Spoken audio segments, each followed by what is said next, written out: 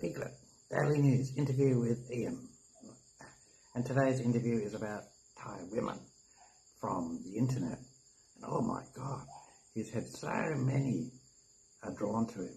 And then, you know what they like to ask? They like to ask, let me talk about it, Pink Piglet. All right, I'll ask questions and you tell the story, okay?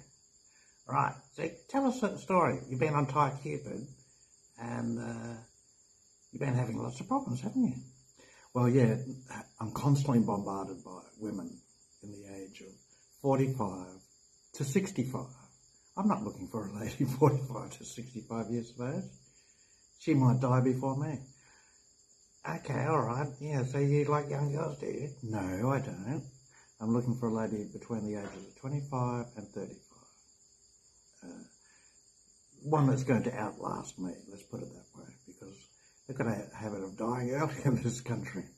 So then at the age of 75, I don't want to be, or 70, I don't want to be looking for a new girl, or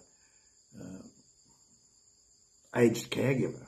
In many ways, I suppose that's what I'm looking for. At the age of 59, you're not after the start of a new family.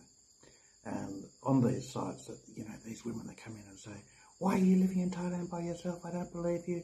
You must have, how many women have you got? They just assume the worst of you. And basically, I started ripping into them and they didn't like it. And then later on, you show pictures of other women that are showing interest towards you that look much better than them. And then they run back. They won't give up. They want to win. And one thing I've noticed about Thai women, and maybe it's women in general, I don't know. But the meaner you are, the tougher you are, the more they're drawn to you. If you're Mr. Nice Guy, they just rip into you and then they're not interested. But once you show that you don't care and that there's lots of other women to choose from, they show so much more interest. And I was talking to my ex, Naya, and she says, yeah, that seems to be the case. They like the bad guy, they like the tough guy, because that's what the Thai men are like. They're tough on their women. But it doesn't mean you have to be tough all the time. But someone has to take the lead.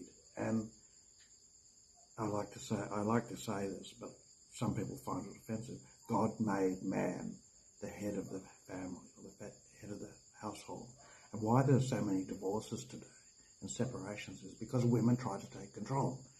And they don't know how to run the family as well as a man. I'm sorry to say. Yes, they run certain aspects of it better.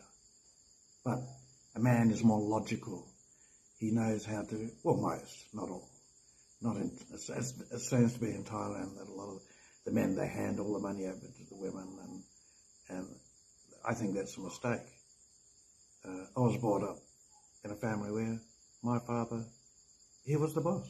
He was the captain of the ship, and the mother was the lieutenant, second in charge, and the children down further. Now it seems to be that the children seem to be, and the women seem to be running things. This is why families break up. You've got to get back to old traditions. So I've decided I'm having more luck with my ex than I am with new girls, because I say to them, if you can't come and live here and work with me and share what I do, then don't bother. And then and they want to live their life the way they want. Well, they're not going to get a foreigner. So I'm just going to take the hard line now. And a lot of girls seem to get off on that. Oh, well, that's what you want, that's what you'll get. But I'm a really nice guy, but I can be a bastard as well, if needed. So, not that I want to be. Well, Ian, thanks for that interview. That's really interesting. Thank you. Bye.